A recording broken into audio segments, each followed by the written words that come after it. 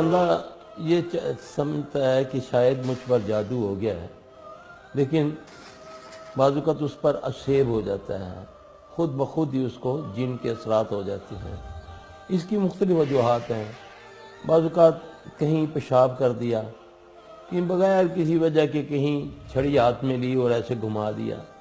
عموماً پارکوں میں جاتے ہیں لوگ، بچے جاتے ہیں، کہیں جھولا ہل رہا ہے، کوئی چکر کھا رہا ہے، وہ سمجھتے ہیں شاید ہوا کی وجہ سے، حالانکہ وہاں زیادہ تر جنات ان کے بچے بھی ہوتے ہیں،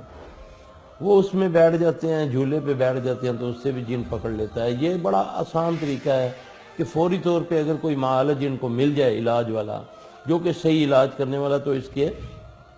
اس کا سدباد ہو جاتا ہے۔ لیکن یہاں پر تعویذات اور دوسرے ٹونے ٹوٹکوں میں لوگ لگ جاتے ہیں، جس کی وجہ سے مرض جو ہے یہ بڑھ جاتا ہے، پھر اس نہج پر پہنچ جاتا ہے کہ وہاں سے بہت ہی مشکل، کوئی خوش نصیب ہی ہے جو واپس لوٹتا ہے۔ تو جن کی نشانی یہ ہے، پھر جو اس کو رات کو خواب میں آنا،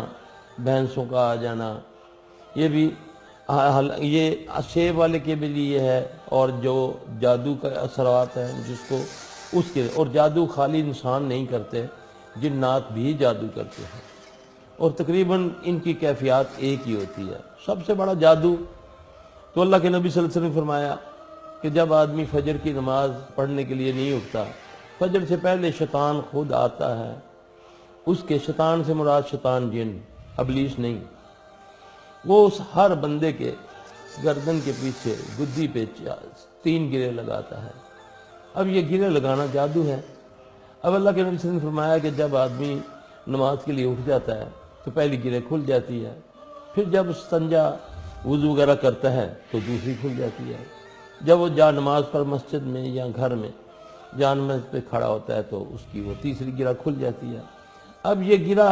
روزانہ لگتی ہے، روزانہ کھلتی ہے، یہ ایک قدرت ہے، ایک سسٹم ہے، اور آدمی اٹھتا ہی نہیں ہے، پڑھتا ہی نہیں ہے، تو پھر جب اس پر یہ اثرات ہوتے ہیں، پھر آگے آپ صلی اللہ علیہ وسلم نے فرمایا کہ جب وہ آدمی فجر نہیں پڑھتا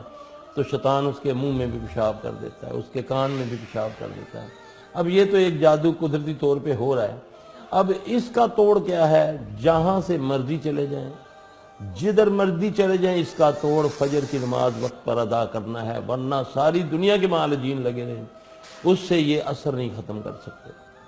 تو اس طرح بھی جادو ہو جاتا ہے، کوئی انسان بھی کر دیتے ہیں، کوئی جن بھی کرتے ہیں۔ تو اس سے بہترین طریقہ ان چیزوں سے بچنے کا یہی ہے کہ آدمی 5 وقت نماز پڑھے، اللہ کا ذکر کرے، اور حلال کھائے، تو انشاءاللہ العزیز خود بخود ہی آدمی نظر سے بھی بچے گا، جادو سے بھی بچے گا، حسد سے بھی بچے گا، اسیب سے بھی بچے گا انشاءاللہ۔ اثر ہو بھی گیا تو وقتی طور پہ 2-4 دن میں خود نماز پڑھے گا، نماز کو نہیں پڑھنے کو دل کرتا ہے، خشوع و خضوع ختم ہو گیا ہے، یہ اثرات ہیں۔ لیکن اس کو چاہیے کہ وہ لگا رہے، وہ پڑھے نماز، وہ اذکار کرے، انشاءاللہ وہ بے بس ہو کر شیطان دفع ہو جاتا ہے، آدمی ٹھیک ہو جاتا ہے۔